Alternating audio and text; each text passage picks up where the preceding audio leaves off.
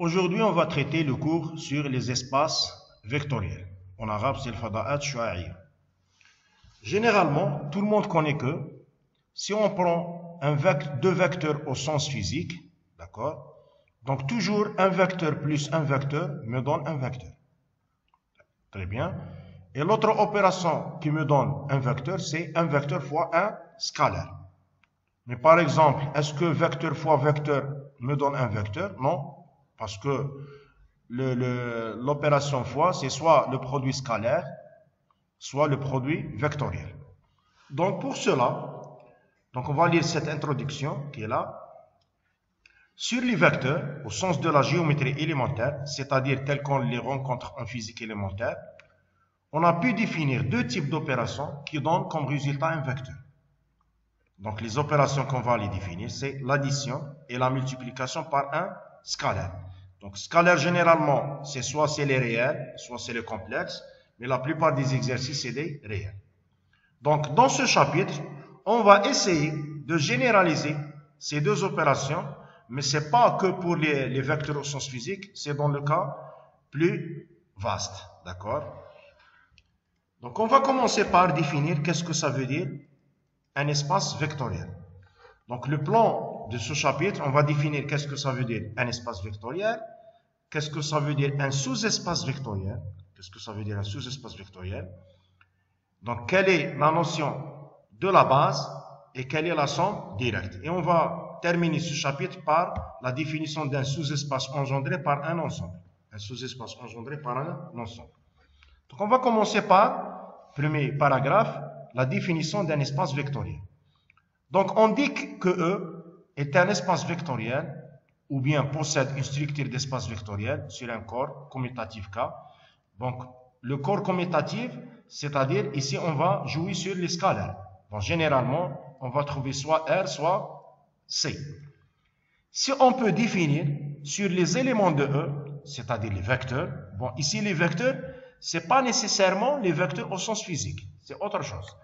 Deux opérations, donc on a deux opérations, ou bien deux lois de composition qui vérifient les propriétés suivantes. Donc on a deux opérations. La première opération, c'est une opération interne, donc vous voyez que le cours des structures algébriques est très important ici. Donc la première opération, c'est une opération interne qu'on va la noter plus. D'accord? Plus. Donc c'est une notation qui vérifie la chose suivante. Il faut que E plus est un groupe abélien. Il faut que E plus est un groupe abélien. Donc on a vu qu'est-ce que ça veut dire groupe et le mot abélien. Abélien, il suffit que plus soit commutatif. Donc plus un groupe, E plus est un groupe, c'est-à-dire plus elle est interne, associative, admet un élément net et chaque élément admet un élément symétrique. Très bien. Et la deuxième loi externe, c'est-à-dire elle fait le lien entre deux éléments qui appartiennent à deux ensembles différents. Donc la multiplication, d'accord, d'un vecteur par un élément de K. La multiplication d'un vecteur par un élément de K. Donc cette loi externe, si le produit noté point, d'accord, possède les propriétés suivantes. Donc comme remarque, donc on va vous donner les propriétés, je vais vous donner la remarque. Quel que soit alpha bêta scalaire, quel que soit UV vecteur, il faut que alpha point U plus V est égal à alpha point U plus alpha point V, c'est-à-dire la distributivité de points par rapport à plus. Ici, ça se peut que l'un des étudiants va me poser la question suivante, mais cette égalité, elle est évidente. Mais non, le point qui est là, c'est pas la multiplication connue. Et le plus qui est là, c'est pas le plus connu. D'accord? C'est des notations, c'est comme étoile, delta, etc. La même chose, la deuxième propriété, c'est le contraire, c'est la distributivité des vecteurs par rapport au scalaire. La troisième propriété, c'est presque l'associativité, mais ici vous voyez que on a alpha point, entre parenthèses bêta point U, mais ici c'est alpha fois bêta. Pourquoi? Parce que ici, le fois qui est ici, c'est le fois connu. C'est la multiplication connue. Parce qu'elle fait le lien entre un scalaire et un scalaire. D'accord? Mais ici, non. Scalaire avec vecteur. Ici, scalaire avec vecteur. D'accord? Et la dernière propriété, c'est concernant l'élément neutre, c'est-à-dire le 1 qui est l'élément neutre du corps K, fois n'importe quel vecteur me donne 1. Donc ça, c'est le 1 de K. Le 1 de K. Très bien.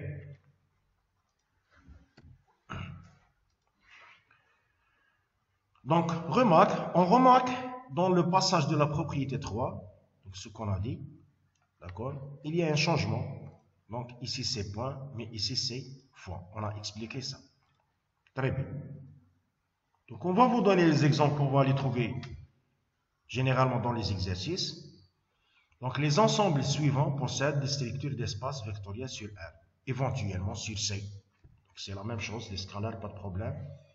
Donc généralement R1, 1 supérieur ou égal à 1, c'est-à-dire R, R au carré, R3, vous trouvez des exercices dans R1. L'ensemble des suites réelles ou complexes, c'est des espaces vectoriels. Parce que suite plus suite me donne une suite fois un scalaire me donne une suite. L'ensemble des fonctions continues sur un intervalle, fonction continue plus fonction continue me donne une fonction continue, et fonction continue fois un scalaire me donne une fonction continue. L'ensemble des polynômes à variable de degré inférieur ou égal à 1. D'accord? Parce qu'un polynôme de degré inférieur ou égal à 1, c'est un polynôme plus un polynôme de degré inférieur ou égal à 1, c'est un polynôme de degré inférieur ou égal à 1. Et l'ensemble des polynômes de degré inférieur ou égal à 1 fois un scalaire est un polynôme de degré inférieur ou égal à 1. Donc toujours, on va vérifier les deux qui sont là. Par contre, l'ensemble des polynômes de degré est égal à 1, non. Pourquoi? Parce que si par exemple on a un polynôme de degré 5, c'est-à-dire on a le x5, et on va multiplier par 0, est-ce que le polynôme reste un polynôme de degré 5? Non. Donc l'ensemble des polynômes de degré est égal à 1, n'est plus un espace vectoriel. Donc propriété immédiate, une minute.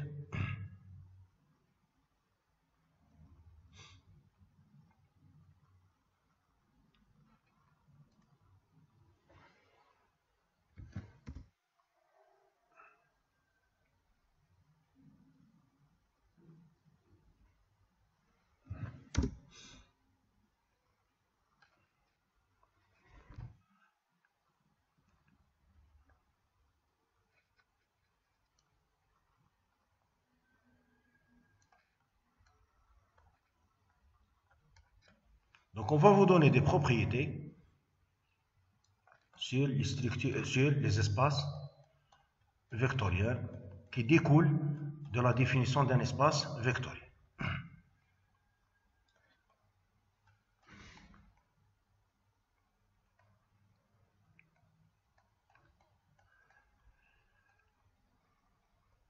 Donc avant de commencer, notons que dans les espaces vectoriels, on peut écrire alpha u au lieu de alpha.u. D'accord? Pour simplifier les notations. Donc voici les propriétés qui découlent. Donc toujours 0, le scalaire 0 fois 1, le vecteur fois n'importe quel vecteur me donne le vecteur nul. Alpha fois le vecteur nul me donne toujours le vecteur nul. Et quel que soit, si on a alpha, un scalaire, quel que soit u, un vecteur, alpha u est égal au vecteur nul, c'est-à-dire ce qui est sûr, c'est soit le scalaire est nul, soit le vecteur est nul. Autre chose, moins 1 fois u, c'est moins u, tout court. D'accord? Et on a la propriété de simplification des vecteurs qui s'appelle, c'est-à-dire quel que soit alpha, bêta appartient à k au carré, quel que soit u un vecteur non nul, il faut que le vecteur soit non nul, d'accord? Donc si alpha u est égal à bêta u, d'accord? Donc c'est-à-dire alpha est égal à bêta. Donc ici u est réductible. C'est-à-dire, soi-disant, c'est simplifiable. Très bien. Donc, voici les propriétés qui découlent. Mais comme le marque, la seule question ici, est-ce que si par exemple, on est dans un exercice et on veut vérifier que c'est un espace vectoriel, est-ce qu'il faut vérifier tout ça, c'est-à-dire E plus est un groupe abélien, 5 propriétés, plus les 4 qui sont là? La réponse non. Pourquoi? Parce qu'on va faire la définition d'un sous-espace vectoriel, d'accord, qu'on va vérifier que ces 3 qui sont là, d'accord, et après, on va dire qu'on a une équivalence entre espace vectoriel et sous-espace vectoriel, c'est-à-dire montrer que c'est un espace vectoriel, c'est la même chose de montrer que c'est un sous-espace vectoriel. Et c'est terminé. C'est-à-dire, il suffit de vérifier les 3 qui sont là. Très bien. Donc, on va donner la définition d'un sous-espace vectoriel. Donc, on appelle sous-espace vectoriel. Donc, la notation abrégée, c'est S.E.V ou bien SEV, tout court. Donc, sous-espace vectoriel. Donc, on appelle un sous-espace vectoriel d'un espace vectoriel E sur un corps K, toute partie E qui possède la structure d'espace vectoriel, c'est-à-dire elle-même, on a la structure d'espace vectoriel. Autrement, pour qu'une partie non vide F, il faut qu'elle soit non vide. Jamais l'ensemble vide est un espace vectoriel. Donc, pour qu'une partie non vide F d'un espace vectoriel E soit un sous-espace vectoriel de E, il suffit que toute combinaison de deux vecteurs de F soit un vecteur de F. C'est-à-dire, donc on a les 3 propriétés qui sont là. La première, il faut que F soit différent de l'ensemble vide. La deuxième, quel que soit U, V, deux vecteurs de F, il faut que l'ensemble reste en F. Très bien. Et la dernière propriété, quel que soit alpha scalaire, quel que soit U vecteur, il faut que alpha U reste dans F. Donc vous voyez que c'est très simple de vérifier un sous-espace vectoriel au lieu de faire les propriétés d'espace vectoriel. Et comme remarque, on peut combiner les deux qui sont là. On peut combiner les deux qui sont là. C'est-à-dire ici, on a le plus d'un côté et le produit par un scalaire d'un côté. Par cette propriété qui est là, donc quel que soit alpha UV appartient à F, quel que soit alpha bêta appartient à K, alpha U plus bêta V appartient à F. Donc vous voyez que ici, on a le plus et le produit par un scalaire en même temps. De plus, on écrit la notation suivante. F inclus dans E, mais on écrit le mot qui est là, S.E.V, c'est-à-dire ça signifie F est un sous-espace vectoriel de E. Sous-espace vectoriel de E. On va vous donner des exemples. L'ensemble des suites convergentes est un sous-espace vectoriel de l'ensemble des suites réelles ou complexes. Pourquoi? Parce qu'une suite converge plus une suite converge, c'est une suite converge, et le produit par un scalaire d'une suite convergente est une suite convergente. Et jamais l'ensemble des suites, on peut trouver une infinité de suites qui convergent, c'est-à-dire c'est un sous-espace vectoriel. Mais est-ce que l'ensemble des suites divergentes est un sous-espace vectoriel? La réponse non. Par exemple, si on a une suite divergente et on va la multiplier par 0, on va trouver la suite nulle qui converge. Donc, on ne va pas trouver une suite diverge. Très bien. Autre exemple, l'ensemble des triplés qui vérifie la première composante est égale à la deuxième composante est égale à la troisième composante. Donc, c'est un sous-espace vectoriel parce que, par exemple, 0, 0, 0 appartient à A. Et si on a deux éléments qui ont la même forme, donc x est égal à y est égal à z, x1 est égal à y1 est égal à z1, x2 est égal à y2 est égal à z2. Donc si on fait la somme, on va trouver x1 plus x2, y1 plus y2, z1 plus z2, tel que le grand x est égal au grand y est égal au grand z. Avec le grand x est égal à x1 plus x2, grand y c'est y1 plus y2, et le grand z est égal à z1 plus z. On a la propriété de la somme. Et même si on va multiplier par alpha, ça ne change pas, parce qu'on va trouver ici alpha, alpha, alpha. Alpha x est égal à alpha y est égal à alpha z. Donc c'est un élément de E. Autre chose, bêta b qui est égal à x, y1. Ici on a fixé le z. N'est plus un sous-espace vectoriel. Pourquoi? Parce que par exemple, si on va prendre le scalaire 3, par exemple, on va multiplier. Dans cette position, on va trouver 3. Donc, est-ce que cet élément appartient à B? Non, parce que la dernière composante n'est plus 1. Très bien. Donc, proposition. Donc, si F est un sous-espace vectoriel de E, si F est un sous-espace vectoriel de E, d'accord, alors il contient l'élément neutre. Donc, tous les sous-espaces vectoriels de E contiennent l'élément neutre. Tous les espaces vectoriels de E contiennent l'élément neutre. Donc pour la preuve, donc F est un sous-espace vectoriel, c'est-à-dire il est non vide.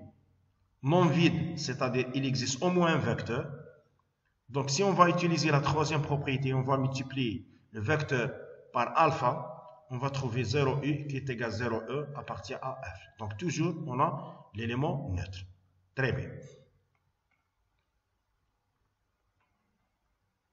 Donc ici, on va vous donner quelques exemples. On va vous donner quelques exemples d'éléments neutres. Donc par exemple, 0, c'est l'élément neutre de R. Le couple 0, 0, c'est l'élément neutre de R au carré. Le couple 0, 0, 0, c'est l'élément neutre de R3. Le polynôme nul, c'est l'élément neutre de l'ensemble des polynômes. La suite nulle, c'est l'élément neutre de l'ensemble des suites. La fonction nulle, c'est l'élément neutre de l'ensemble des fonctions. C'est l'élément neutre de l'ensemble des fonctions. D'accord? Très bien. Donc, par exemple, l'exemple qu'on a fait ici, l'exemple qu'on a traité ici, est-ce que 0, 0, 0 appartient à B? Est-ce que 0, 0, 0 appartient à B? Donc, la dernière composante, c'est 0 différent de 1.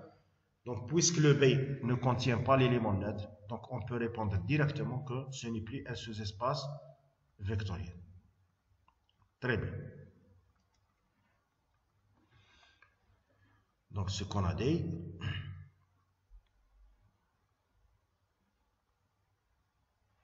Très bien. Donc, autre chose, est-ce que l'intersection et la réunion des deux sous-espaces vectoriels est un sous-espace vectoriel? Très bien. Donc, l'intersection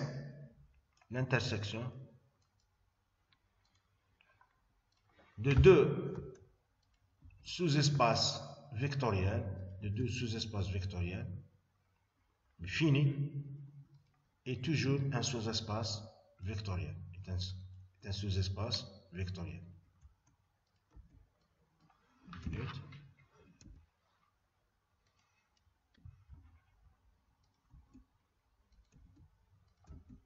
Très bien. Donc l'intersection de deux sous-espaces vectoriels est un sous-espace vectoriel. On va démontrer ça. Donc soit F et G, deux sous-espaces vectoriels de E. Donc pour démontrer que l'intersection est un sous-espace, il faut démontrer qu'elle contient l'élément neutre, premièrement. La somme de deux éléments reste dans l'intersection et le produit par un scalaire reste dans l'intersection. On va commencer par la première. Le vecteur nul appartient à F et le vecteur nul appartient à G parce que F et G sont des sous-espaces vectoriels. Et n'oubliez pas que l'élément neutre est unique.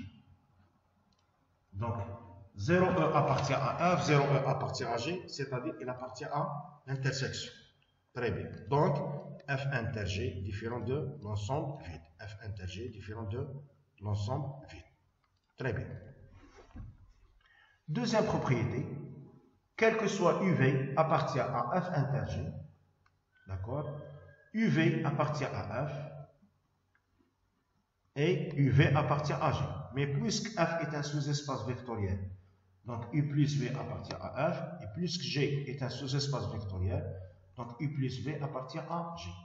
U plus V appartient à F et appartient à G, donc appartient à l'intersection. Et la même chose, si alpha est un scalaire, quel que soit U appartient à l'intersection, donc U il est dans F, U il est dans G. F est un sous-espace vectoriel, donc si on va le multiplier par le scalaire, alpha U reste dans F. G est un sous-espace vectoriel, donc si on va le multiplier par un scalaire, donc alpha U reste dans G. Alpha U, elle est dans F et dans G, donc elle est dans l'intersection.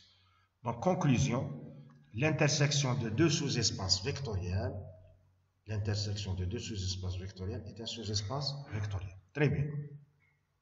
La réunion de deux sous-espaces vectoriels, est-ce que c'est un sous-espace vectoriel ou non? La réponse non. La réunion de deux sous-espaces vectoriels n'est plus un sous-espace vectoriel. Donc on va vous donner un contre-exemple. Donc A, c'est le premier sous-espace vectoriel. D'accord? Tel que la deuxième composante, elle est nulle. On travaille dans R2. B, c'est le deuxième sous-espace vectoriel. D'accord? Tel que la première composante est nulle. Très bien. Donc la question qui se pose,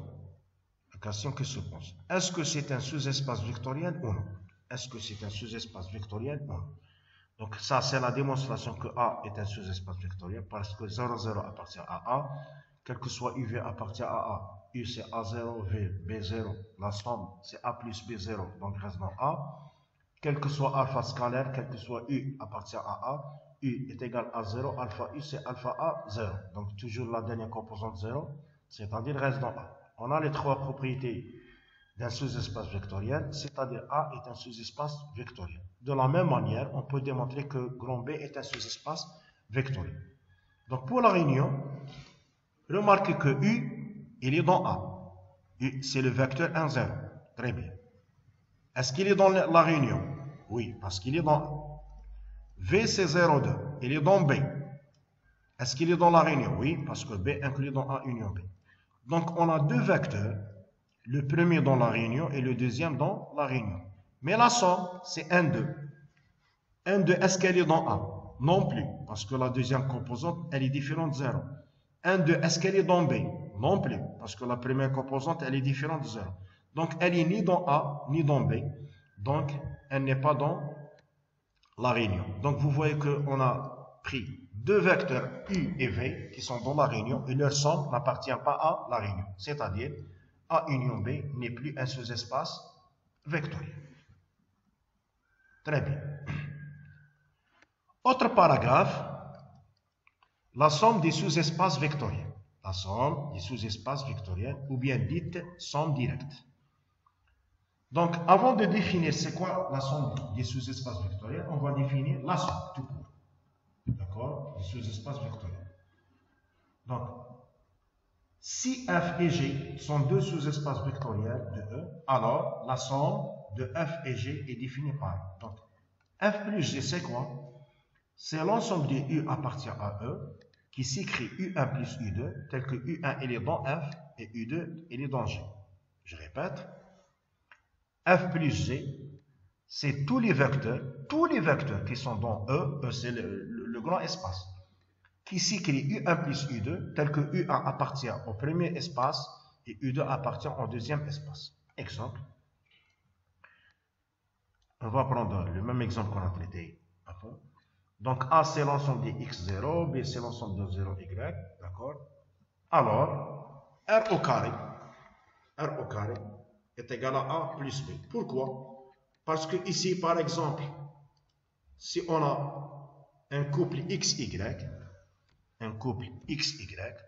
d'accord? On peut, XY, c'est n'importe quel couple dans R2, d'accord? On va écrire ici car. Donc, si on a ici un couple XY, on peut l'écrire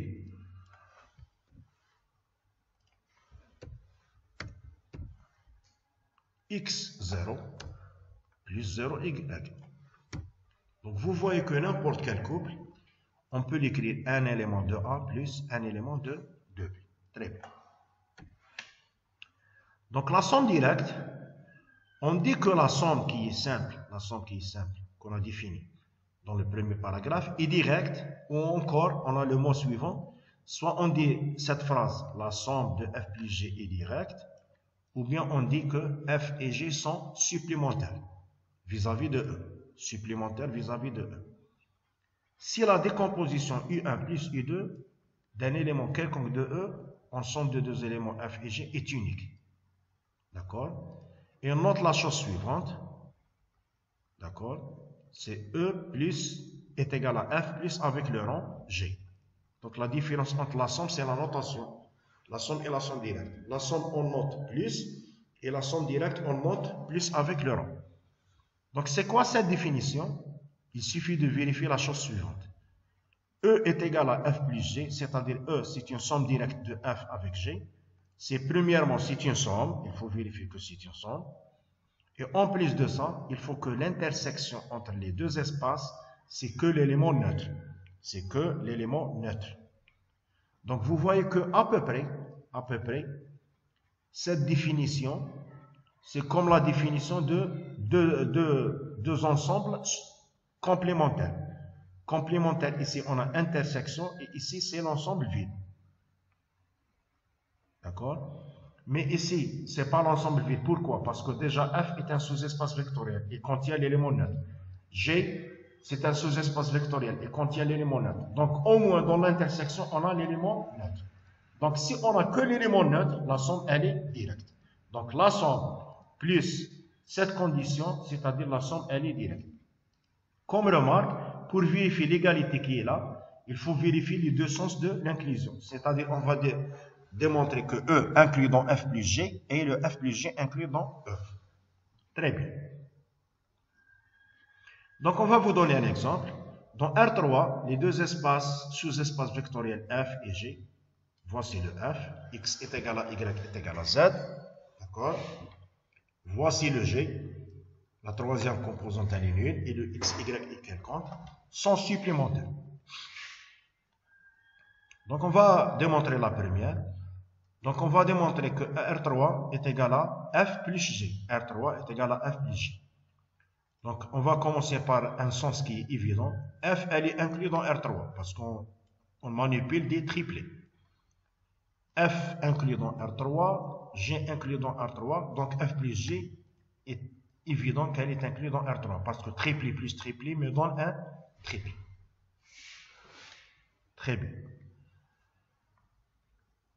Deuxième sens de l'inclusion, quel que soit U appartient à R3, donc le U c'est X, Y, Z, d'accord, c'est X, Y, Z, très bien, donc est égal, donc ici, si on va vous donner le résultat directement, ce qui est sûr, ça nous pose un problème. Bon, qu'est-ce qu'il faut faire? Il faut écrire le U qui est quelconque, un élément de F plus un élément de G. Bon, ce qui est sûr, les éléments de F, c'est des triplés, d'accord? Et les éléments de G, c'est des triplés. Donc, c'est-à-dire, on va décomposer U comme somme de deux vecteurs. Le premier, il est dans F, et le deuxième, il est dans G. Donc, on doit déterminer 6 composantes. La première, la deuxième, la troisième, la quatrième, la cinquième, la sixième. Donc, on va voir les propriétés de F et les propriétés de G. Dans les propriétés de F et G, la composante la plus évidente, laquelle? La plus évidente. Très bien, c'est la troisième composante de G. Donc, il faut que cette position, elle est égale à 0. Il faut que cette position est égale à 0. Mais n'oubliez pas que la troisième plus la troisième me donne Z. C'est-à-dire ici, donc j'ai rempli la sixième. Ensuite, la troisième, pour avoir Z plus 0 est égal à Z. Ensuite, n'oubliez pas que les éléments de F, les trois composantes sont égales. Donc, puisque ça c'est Z, donc la même chose ici Z et ici c'est Z. On va remplir ça par la somme. Donc, pour trouver X, c'est-à-dire ici c'est X moins Z, et ici c'est Y moins Z. Et c'est terminé. D'accord? Donc, on a démontré les deux sens de l'inclusion à partir de F plus G. Donc, R3 inclus dans F plus G. Très bien. Deuxième des choses, il faut que l'intersection contienne que l'élément neutre. La première, elle est évidente. Le vecteur nul, il est dans F, il est dans G, parce que F et G sont deux sous-espaces vectoriels.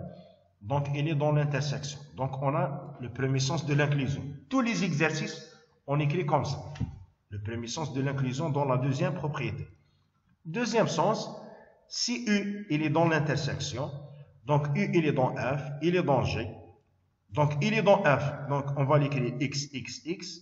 Il est dans G, donc on va l'écrire alpha, bêta, 0. Ici, on va changer. Alpha, bêta, c'est des réels. Donc, par identification, mutabaqa, donc le X est égal à 0. Donc, on va remplacer le X parce que le U qui est là, c'est le même U qui est là. Donc, X est égal à 0. Donc, tous les trois sont nuls. C'est-à-dire le vecteur, c'est le vecteur nul. Donc, F inter G inclus dans l'ensemble vecteur nul. Et c'est terminé.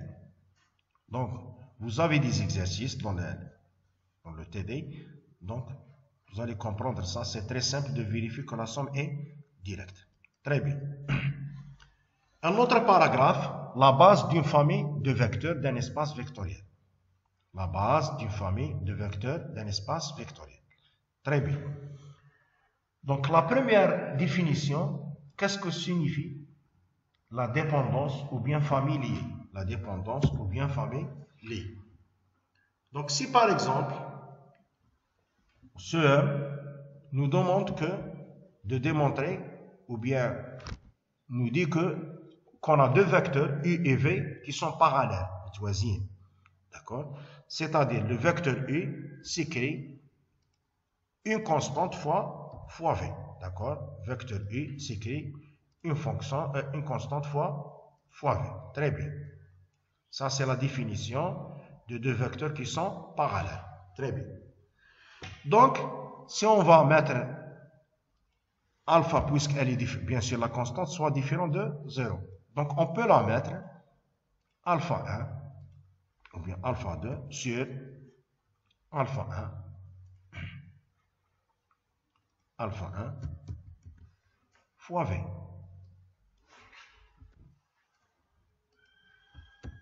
Très bien. Donc, implique, donc alpha 1 avec U, on va trouver alpha 1 qui est là, fois U, moins alpha 2 qui est là, fois V,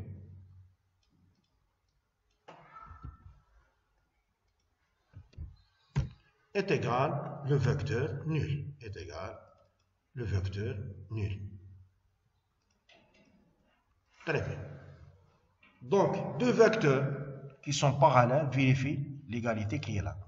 Donc, on va généraliser ça dans le cadre où on a 3 vecteurs, 4 vecteurs, 5 vecteurs, etc. Mais on ne va pas faire le symbole qui est là, c'est-à-dire on va écrire U, V, etc. Donc, pour généraliser ça, on va vous donner cette définition. Une famille AI de vecteurs, d'un K-espace vectoriel E est liée, où les vecteurs AI sont linéairement dépendants. Liés, c'est dépendant. S'il existe lambda 1, lambda 2, lambda 1, non tous nuls, d'accord, non tous nuls, tels que lambda 1 fois A1 plus lambda 2 fois A2 jusqu'au lambda plus lambda 1 A1 est égal à le vecteur nul. Donc, là, on dit que U et V sont liés. Donc, les scalaires qui sont là sont différents de 0. Bon, pourquoi différents de 0? Parce que si on a alpha est égal à 0, c'est-à-dire les deux vecteurs ne sont pas parallèles. Donc, c'est une généralisation de ça. Donc, toujours si on a lambda 1 A1 plus lambda 2 A2 plus, etc., lambda 1 A1 est égal au vecteur nul, avec au moins l'un des scalaires est non nul, on va dire que les vecteurs qui sont là sont liés, ou bien dépendants. Très bien. Exemple. Donc, on va vous donner un exemple dans les polynômes, parce que les polynômes, c'est un sous-espace vectoriel et même c'est un espace vectoriel. Donc, R de x, la notation R de x, c'est l'ensemble des polynômes de degré inférieur ou égal à 2. Donc, on va donner F1, le premier vecteur, F2, le deuxième vecteur, et F3, le troisième vecteur. On va démontrer que les trois vecteurs sont liés. Qu'est-ce qu'il faut faire? Il faut résoudre cette équation. Lambda 1 fois le premier plus lambda 2 fois le deuxième plus lambda 3 fois le troisième est égal à le vecteur nul. Le vecteur nul dans les polynômes, c'est le polynôme nul, c'est 0. Si on va trouver que l'un des constantes est non nul, c'est bien. Parce que ici, on va vous donner une remarque. La solution 0, 0, 0, elle est évidente. Mais la question, ce n'est pas de trouver une seule solution. Il faut trouver toutes les solutions. Est-ce que la seule solution, c'est 0, 0, 0? Si la seule solution, c'est 0, 0, 0, on va dire que les vecteurs sont indépendants. Et si on va trouver une autre solution différente de 0, 0, 0, donc on va dire que les vecteurs sont dépendants.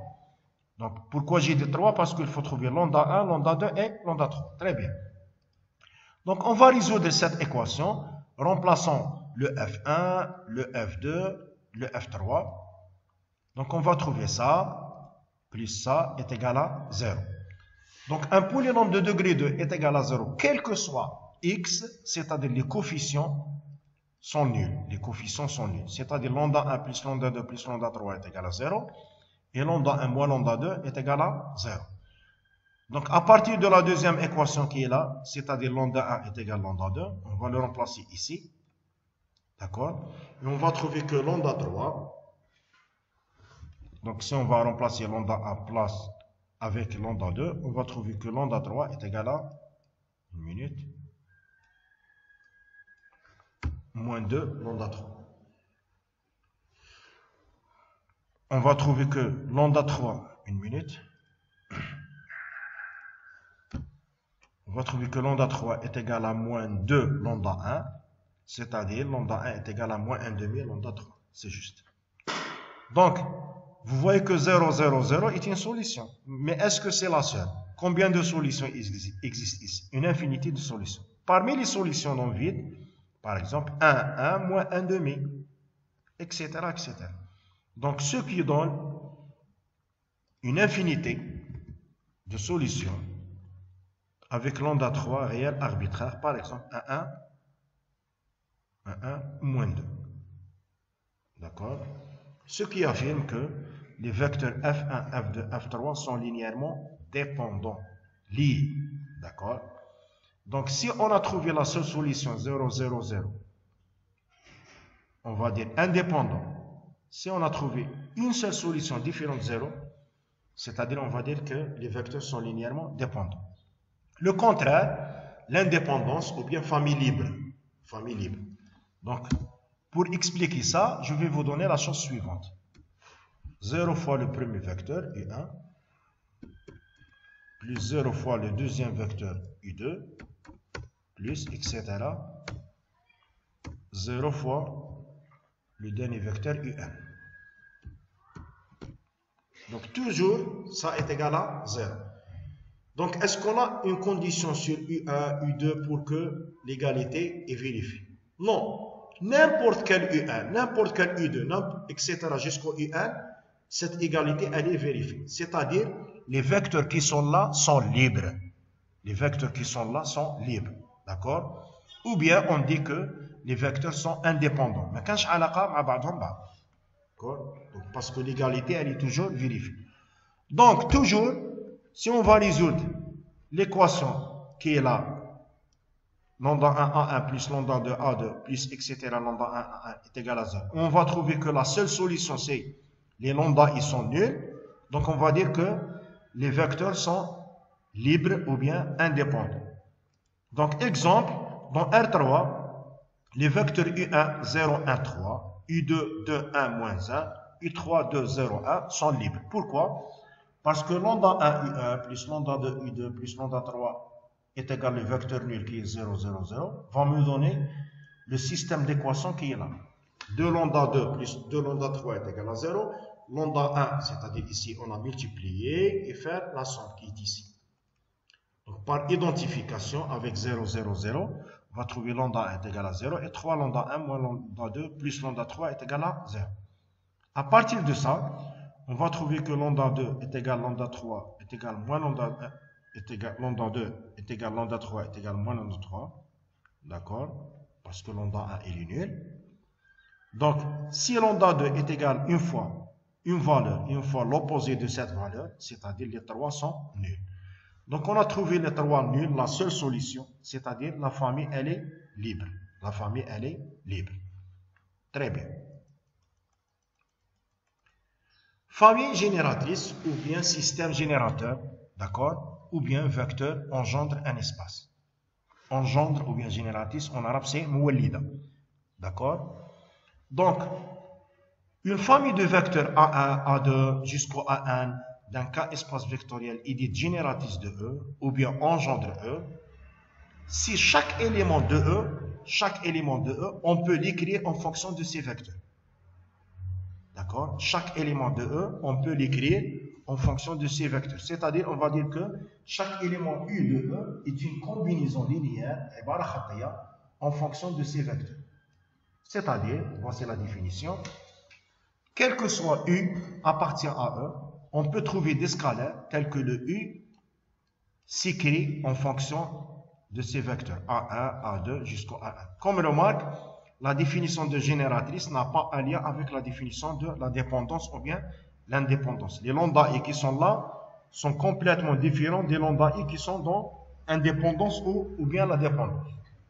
Exemple, dans R2, les deux vecteurs 2, 3, moins 1, 5 est une famille génératrice. Pourquoi? Parce que quel que soit W appartient à R2, on peut trouver des scalaires lambda 1, lambda 2, tels que le W s'écrit lambda 1 fois le premier vecteur, plus lambda 2 fois le deuxième vecteur. Ici, les inconnus sont quoi? Ce sont lambda 1 et lambda 2, parce qu'on a W quelconque, on a le U, on a le V. Qu'est-ce qu'il faut faire? Il faut remplacer, on remplace, et faire l'identification. Donc ici, on a les lambda I en fonction de XY, ou bien les XY en fonction de lambda I. Il faut faire sortir le contraire, lambda I en fonction de XY. D'accord? Donc vous voyez que quel que soit XY, lambda 1 existe, et quel que soit XY, lambda 2 existe. Donc le couple lambda 1, lambda 2 existe pour tout XY appartient à R2, c'est-à-dire c'est une famille génératrice.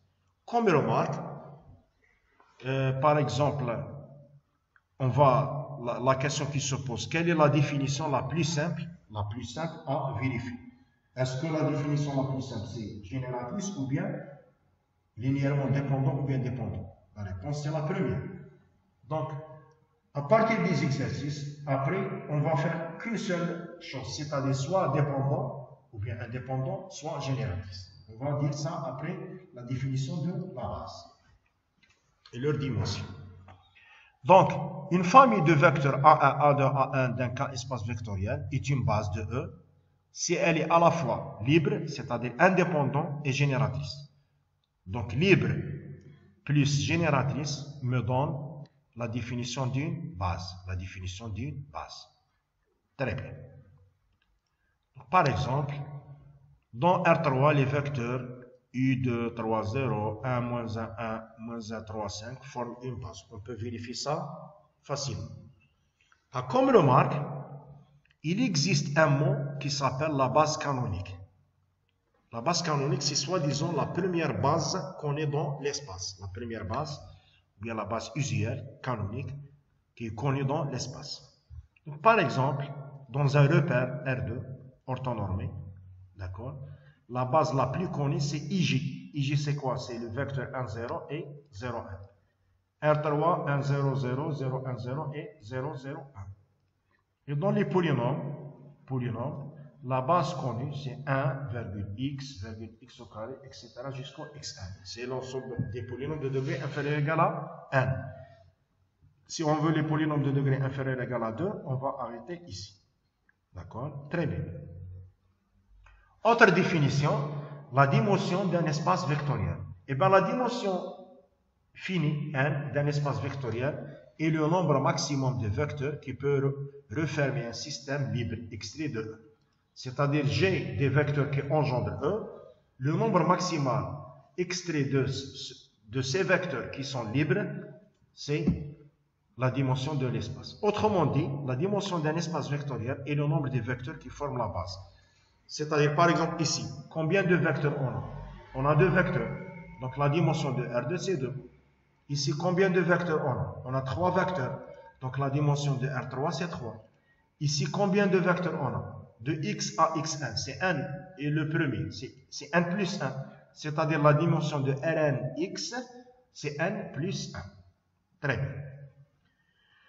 Donc, on note la dimension de E par 1. Dim E est égal à 1. Donc, si le nombre des éléments d'un système libre de E n'est pas majoré, on dit que E est de dimension infinie. Par exemple, l'ensemble des fonctions est de dimension infinie. D'accord? Par convention, toujours n'oubliez pas que la dimension du vecteur nul est égale à 0. La dimension du vecteur nul est égale à 0. Très bien. Donc voici la remarque qu'on a parlé. Pour montrer que la famille A1, A2, AN d'un K espace vectoriel est une base de E, si la dimension de E c'est n, et ici on a un vecteur, donc pour démontrer que c'est une base, il faut démontrer libre et génératrice. Mais non, alors il suffit de montrer que A1, A2, AN est soit libre, soit génératrice. Vous êtes libre. D'accord? Soit libre, soit génératrice. Mais généralement, la chose la plus simple, c'est libre. Donc toujours on va prendre lambda 1, A1 plus lambda 2, A2 plus lambda 1, AN est égal à 0 et démontrer que les lambda i sont nuls. Très bien. On va vous donner un exemple. Donc par exemple dans R3, pour montrer que les vecteurs, les trois vecteurs qui sont là, la dimension de R3 c'est 3.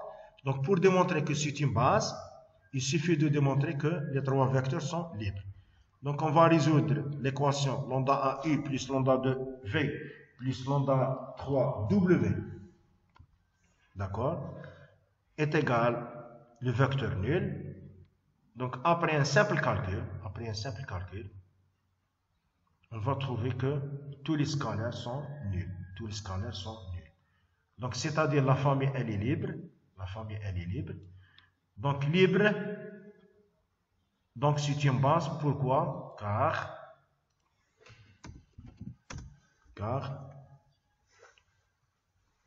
donc la dimension de R3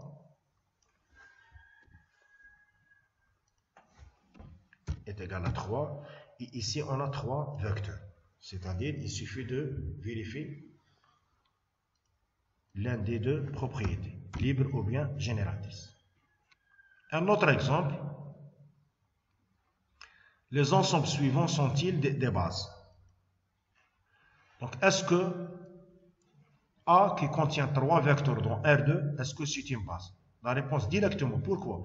A n'est plus une base. Pourquoi? Parce que le cardinal de A est égal à 3. Il dépasse la dimension de R2 qui est 2. Parce que ce qui est sûr, toutes les bases de R2 contiennent 2 vecteurs. Toutes les bases de R2 contiennent 2 vecteurs et pas 3. La même chose ici. Est-ce que ça c'est une base? Non. Pourquoi? Parce que le cardinal de B, on a 2 vecteurs. Il est plus petit que 3, qui est la dimension de R3. Bref. Remarque, la dimension de Rn c'est les composantes les vecteurs qui contiennent un composant. C'est n, mais la dimension de Rnx, ça c'est l'ensemble des polynômes de degré inférieur ou égal à 1. C'est n plus 1. On a vu ça ici. On a n plus 1 vecteur. Les vecteurs sont des polynômes. Très bien. Proposition. Si f est un sous-espace vectoriel d'un espace vectoriel E de dimension 1, alors on a la chose suivante. Si f inclut dans E, alors la dimension de f inférieure ou égale à la dimension de E. La dimension de f inférieure ou égale à la dimension de E. Très bien. Autre chose, qu'est-ce que ça veut dire le rang d'un système de vecteurs? Le rang d'un système de vecteurs. Donc, on appelle rang d'un système de P vecteurs, ici on a P vecteurs, avec la dimension de E, avec la dimension de E est égale à 1. La dimension R de sous-espace vectoriel R, en d'autres termes, R c'est le nombre maximal des vecteurs extraits de ce système, qui sont libres. C'est-à-dire, j'ai par exemple 5 vecteurs. Et je veux avoir le rang de ces 5 vecteurs. Si les 5 vecteurs sont libres, donc le rang est égal à 5. Sinon, je prends 4, 4, 4. Je vais choisir l'un des 4, les 4 premiers ou bien les 4, etc., etc. Si on va trouver 4 vecteurs libres, donc le rang c'est 4. Sinon, je passe à 3. 3 vecteurs libres, donc le rang c'est 3. Sinon, je passe à 2. 2 vecteurs libres, c'est bon, le rang est égal à 2. Mais si on n'a pas de vecteurs, les combinaisons entre les deux, tous les 2 vecteurs sont dépendants, c'est-à-dire ne sont pas libres, donc c'est-à-dire le rang du système est égal à 1. Le rang du système est égal à 1. Donc on va noter le rang par RANG, rang F, ou bien RG tout court. C'est la même chose. Par exemple, j'ai 3 vecteurs ici. J'ai 3 vecteurs ici. Quel est le rang de ces 3 vecteurs? Donc, n'oubliez pas que les vecteurs qui sont là, sont dans R2. Donc, est-ce qu'on peut trouver 3 vecteurs dans R2 libres? Non. Maximum dans R2, on peut trouver 2 vecteurs qui sont libres. C'est-à-dire le rang ici, il est différent de 3. Donc, ce qui est sûr, le rang c'est soit 1, soit 2. Donc, qu'est-ce qu'il faut faire? Il faut prendre les 2 vecteurs, par exemple, qui sont là. Si les 2 vecteurs sont libres, c'est bon. Le rang c'est 2. Sinon, on va prendre les 2 vecteurs qui sont là. Si les 2 vecteurs qui sont là sont libres, donc c'est bon, le rang est égal à 2. Sinon, on va prendre le premier avec le troisième. Donc, si les 2 vecteurs sont libres, c'est bon, le rang est égal à 2. Mais si les 3 opérations me donnent que les 2 vecteurs sont libres, c'est-à-dire dépendants, c'est-à-dire le rang n'est plus 2, le rang est égal à 1.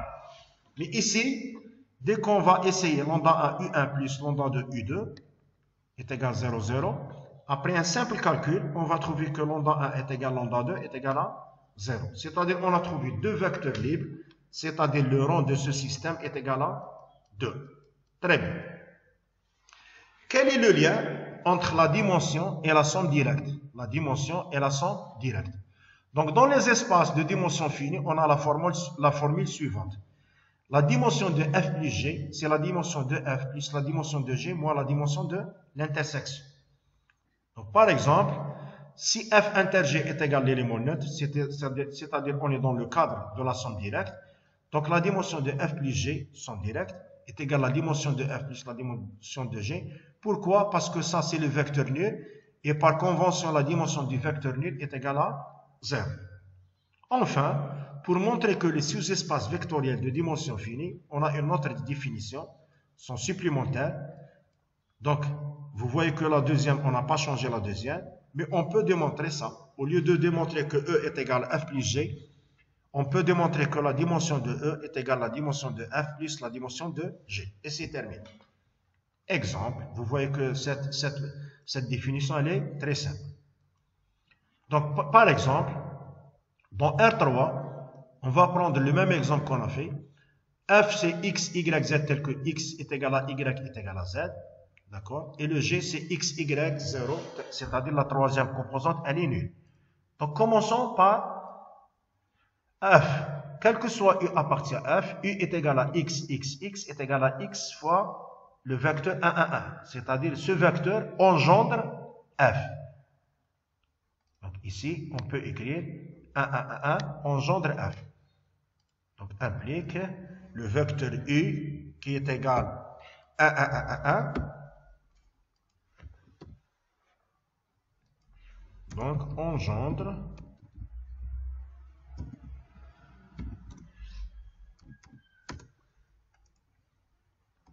f. Mais combien de vecteurs on a? On a un seul vecteur.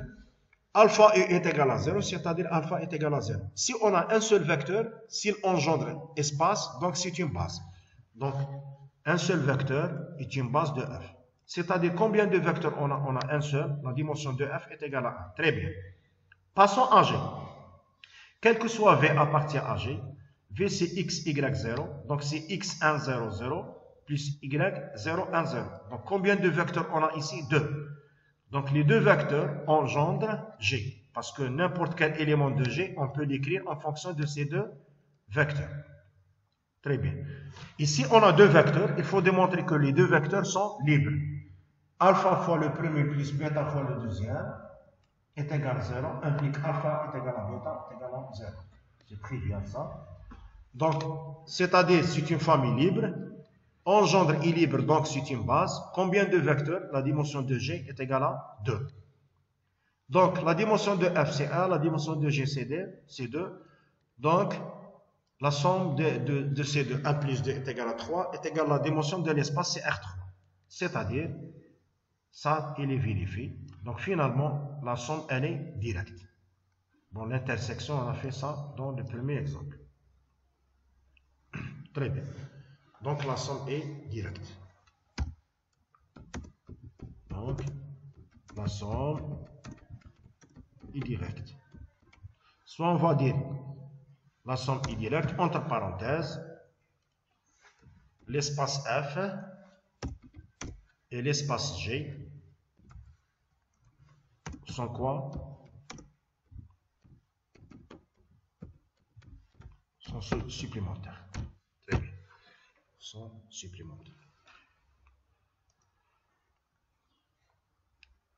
Donc vous êtes libre d'utiliser soit la première définition de la somme directe ou bien la définition avec les sommes. Donc pour terminer, qu'est-ce que ça veut dire sous-espace engendré par un ensemble ou une famille de vecteurs? Donc soit A une partie d'un espace vectoriel E, et bien le sous-espace vectoriel engendré par un ensemble A est le plus petit sous-espace vectoriel contenant A. C'est le plus petit qu'on va le noter SA. Par exemple, si A est un sous-espace vectoriel, alors le plus petit sous-espace vectoriel contenant A c'est lui-même sous-espace vectoriel, c'est A. Très bien. Et quel est S l'ensemble vide? Quel est le plus petit sous-espace vectoriel contient l'ensemble vide? Si on va écrire l'ensemble vide, c'est faux. Pourquoi? D'accord? Pourquoi? Parce que l'ensemble vide n'est plus un sous-espace vectoriel. Donc le plus petit sous-espace vectoriel contenant l'ensemble vide, c'est l'élément neutre. Parce que l'élément neutre, l'ensemble élément neutre, c'est un sous-espace vectoriel. Très bien. Donc définition, on dit qu'un espace vectoriel E est engendré par une famille, si seulement si la chose suivante. Quel que soit U, on peut trouver des scalaires tels que le U c'est alpha 1 fois U1 plus alpha 2 U2 plus alpha 1 U1. Donc, on peut écrire cette phrase comme ça, soit comme ça, soit comme ça. C'est-à-dire, E c'est vect U1, U2, U1, ou bien E c'est lin U1, U2, U1. Les deux notations sont justes. Donc, c'est quoi ces notations? C'est-à-dire, n'importe quel élément de E, on peut l'écrire en fonction de ces vecteurs. Il est engendré par ces vecteurs. Par exemple, R3, c'est vect U1, U2, U3, avec U1, c'est 1, 0, 0, 0, 1, 0 et 0, 0, 1. Pourquoi? Parce que c'est la base canonique. C'est la base canonique. D'accord? Parce que n'importe quel élément U, X, Y, Z, on peut l'écrire alpha 1, U1, plus alpha 2, U2, plus alpha 3, U2. Il suffit de prendre alpha 1, X, alpha 2, Y et alpha 3, Z. Donc, les deux notations qui sont là signifient que l'espace E, il est engendré par la famille des vecteurs U1, U2 jusqu'au U1. Donc, on est libre, soit on va utiliser vect, soit on va utiliser ligne. Merci pour votre attention.